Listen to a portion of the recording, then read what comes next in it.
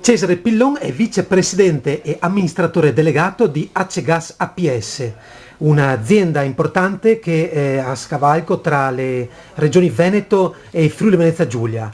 Ecco, sì, siamo in un periodo di crisi economica e qual è lo stato, dal suo punto di vista, delle aziende dei servizi pubblici locali?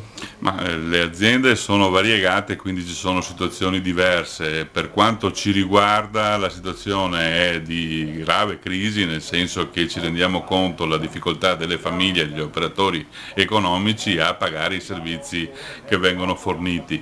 Quindi lo vediamo in modo particolare nel pagamento delle bollette di utenza e c'è una richiesta di rateizzazione molto forte per quanto riguarda questo tipo di aspetto. Poi economicamente la nostra è un'azienda in grande crescita, quindi sentiamo meno questo tipo di problematica perché stiamo allargando il nostro perimetro e di questi giorni la trattativa è quasi a chiusura per l'acquisto anche di Iris Gorizia, quindi un'azienda che sta crescendo e i nostri numeri sono abbastanza buoni.